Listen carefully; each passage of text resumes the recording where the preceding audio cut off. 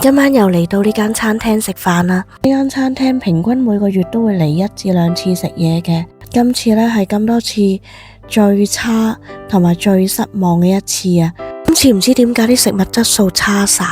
首先叫咗一個528蚊嘅2人套餐，牛盤就揀咗法國香草焗田螺同埋煎法國鴨肝，主菜呢就揀咗個帶子青口燴飯同埋香煎三文魚。另外呢一度呢，如果叫飲品呢，喺星期1至5 3點至7點呢，屬於 Happy Hour， 都係買1送1嘅。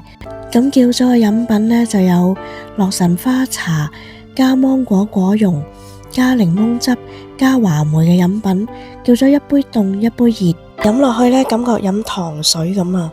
就算攪勻再飲呢，都係非常非常之甜，完全飲唔到有話梅嘅味道。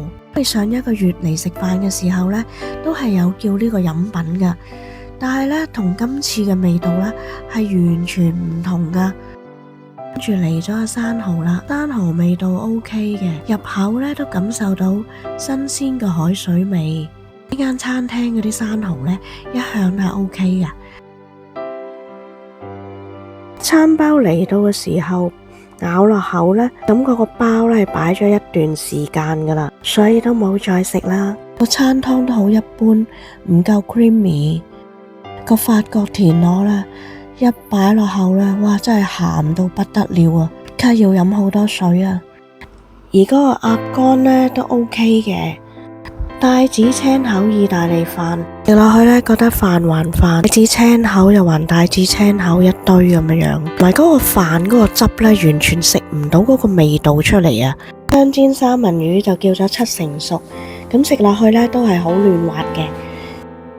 埋單嘅時候呢，等咗10分鐘先有人過嚟，人手都似乎好唔夠咁啊！餐廳呢度呢，都有會員嘅儲分同埋商場 The Point 嘅儲分，跟住職員返嚟講個系統又搞掂返啦，會員嗰個積分可以儲返，但係 Point 嗰度呢都係儲唔到啊！如果真係要儲嘅話呢，就要出返去商場 CS Counter 嗰度搞返。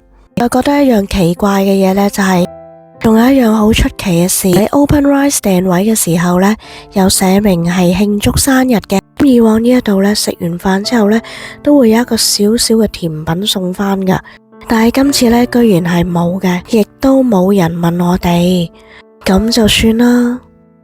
今次呢，真係大打折扣啦。之後儲 point 個分呢，唯有就去返 CS Counter 嗰度儲分啦。因為如果去客服嗰度儲分嘅話呢，第一你要攞返晒啲收據證明俾佢睇返啦，呢度已經嘥咗時間啦。第二，儲分嗰度呢，啲分呢淨係可以入返去俾錢嗰個人度噶。如果餐廳有得儲分嘅話呢，例如係 A 俾錢啦，咁個分呢就唔一定儲喺 A 度，可以儲喺 B 嗰度嘅。因為 point 嗰個分呢係要即日就要儲噶啦，就算返到屋企呢，都唔可以上載啲單上去儲噶。希望下次再食嘢嘅時候唔會再係咁啦。多謝大家嘅收睇啊！